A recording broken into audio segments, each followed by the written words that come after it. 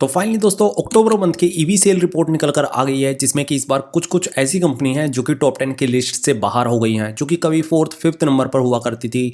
वहीं festival season की वजह से क्या कुछ कमाल किया है और सभी कंपनीज ने आज की इस वीडियो में मैं आपको बताने वाला हूं। तो चलिए एक एक करके सभी कंपनी की ईवी सेल रिपोर्ट देख लेते हैं। तो टॉप 10 की लिस्ट में सबसे लास्ट में आ जाती है वार्ड विजार्ड इनोवेशन। जी हाँ दोस्तों, मैं भी इसका नाम पहली बार ही सुन रहा हूँ। ये जॉय ई बाइक के नाम से अपने इलेक्ट्रिक स्कूटर सेल करते हैं और इनके पास में इलेक्ट्रिक स्कूटर से लेकर इलेक्ट्रिक बाइक के काफी सारे मॉडल है, जिसमें कि मिहोस नाम का इलेक्ट्रिक स्कूटर एक प्रीमियम कैटेगरी का स्कूटर है इनका, जो कि 130 किलोमीटर की रेंज निकल कर देता है। सितंबर मंथ में इन्होंने 690 यूनिट अपनी सेल की थी टोटल, जबकि अक्टूबर मंथ में 864 यूनिट सेल की है। तो यहाँ पर 25% से ज़्यादा की इंक्रीमेंट हुई है और ये अब टॉप 10 की लिस्ट में भी शामिल हो गई है। वहीं इससे पहले ये 12th नंबर पर हुआ करती थी। नेक्स्ट इसी तरीके से आप इलेक्ट्रिक्स ईवी भी पहली बार सुन रहे होंगे। ये कंपनी भी अब 9th की लिस्ट में आ गई है, जबकि पहले ये 11 नंबर पर हुआ करती थी। इन्होंने सितंबर मंथ में 735 यूनिट अपनी सेल की हैं, जबकि अक्टूबर मंथ में 1036 यूनिट सेल की थी।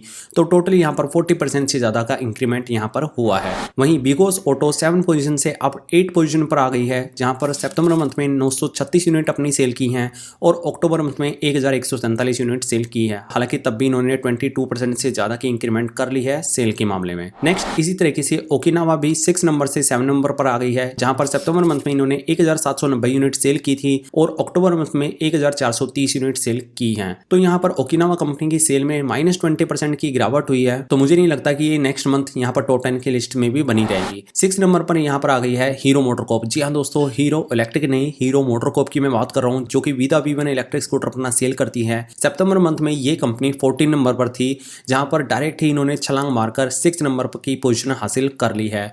और यहाँ पर सितंबर मंथ में इन्होंने 535 इलेक्ट्रिक स्कूटर अपने सेल किए थे, जबकि अक्टूबर मंथ में 1889 इलेक्ट्रिक स्कूटर सेल किए हैं। तो यहाँ पर अक्टूबर मंथ में सबसे ज्यादा सेल में इंक्रीमेंट सिर्फ हीरो मोटरकॉर्प ने ही किया है, क्योंकि इन्होंने काफी जबरदस्त ऑफर वगैरह अपने चलाए हुए थे। फिर चाहे वो फ्लिपकार्ट हो, अमेजन हो या फिर ऑफलाइन हो, सब जगह कंपनी अपने सेल को इंक्रीज करने में लगी हुई थी। बाकी अगर आप में से किसी कस्टमर ने अभी हाल ही में Hero Vida V1 electric scooter purchase किया है, तो आप हमारे साथ में अपना रिव्यू भी शेयर कर सकते हैं। इस नंबर पर व्हाट्सअप करेंगे तो हम आपको कॉन्टैक्ट कर लेंगे। नेक्स्ट यहाँ पर 5th नंबर पर आ गई है क्रीविस इलेक्ट्रिक, जो कि पहले 4th नंबर पर थी।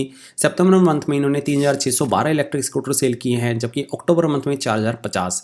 तो यहाँ पर ग्रीव्स इलेक्ट्रिक ने भी ऑफर वगैरह इस फेस्टिवल सीजन में दिए थे, जिसके चलते इनकी भी सेल इंक्रीज हुई है। नेक्स्ट यहाँ पर 4th नंबर पर एथर एनर्जी आ गई है। जी हाँ दोस्तों, यहाँ पर 4th नंबर पर पहुंच गई है एथर एनर्जी, जिन्होंने सितंबर मंथ में यहाँ पर 7151 यूनिट सेल की थी, जबकि अक्टूबर मंथ में 8113 यूनिट सेल की हैं। तो यहाँ पर टोटल अक्टूबर मंथ में 13% से ज़्यादा की इंक्रीमेंट हुई है। बाकी अब कंपनी का ये भी पता चल गया है कि कम प्राइस में ज़्यादा रेंज वाला इलेक्ट्रिक स्कूटर ही देना पड़ेगा, तभी इनकी सेल में इंक्रीमेंट देखने को मिलेगा, जिसके चलते अब कंपनी एक कम फीचर कम प्राइस में और एक लॉन्ग रेंज वाला इलेक्ट्रिक स्कूटर बहुत ही जल्दी लाने वाली है, जो कि एथर 450S नाम का ही होने वाला है। नाउ एथर एनर्जी को पीछे छोड़कर बजाज कंपनी अब 3rd नंबर पर आ गई है, क्योंकि कंपनी ने अपने स्कूटर की प्राइस को काफ़ी कम कर दिया है। जहाँ पर सभी कंपनीज ऑफर एंड डिस्काउंट दे रही है, तो वहीं पर बजाज कंपनी ने डायरेक्ट अपनी प्राइस को कट कर दिया था और किसी किसी स्टेट में तो ये स्कूटर आपको 1 लाख रुपए की प्राइस में भी देखने को मिल रहा है। तो यहाँ पर सितंबर मंथ में कंपनी ने 7097 यूनिट अपनी सेल की थी, जबकि अक्टूबर मंथ में 8500 यूनिट सेल की हैं।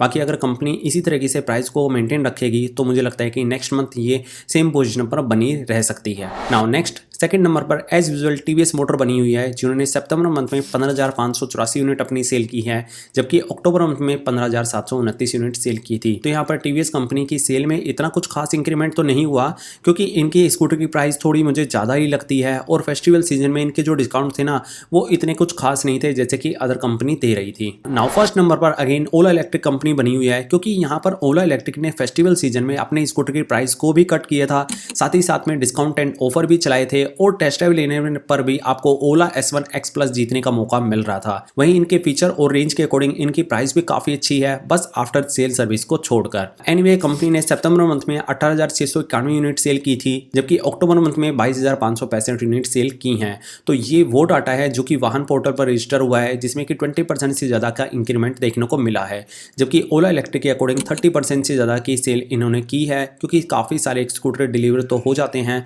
बट रजिस्टर नहीं हो पाते आते हैं इनके। वहीं Okaya EV, revolt motor, hero electric जैसी कंपनी तो टॉप 10 की लिस्ट से बाहर हो गई हैं, बट नियरली टॉप 10 के ही हैं, जिनको अब काफ़ी ज़्यादा मेहनत करनी पड़ेगी अपनी सेल को इंक्रीज करने के लिए। तो ओवरऑल देखा जाए तो यहाँ पर अक्टूबर मंथ में नवरात्रि, दशहरा फेस्टिवल में काफ़ी अच्छी सेल देखने को मिली है। वहीं नेक्स्ट मंथ दिवाली है, तो सभी कंपनी और भी अच्छे डिस्काउंट एंड ऑफर देने वाली है। बाकी इस महीने की सेल के ग्राफ सबसे ज़्यादा वीदा V1 स्कूटर ने ही हिला दिए थे, जो कि अब मुझे लगता है कि रुकने नहीं वाली।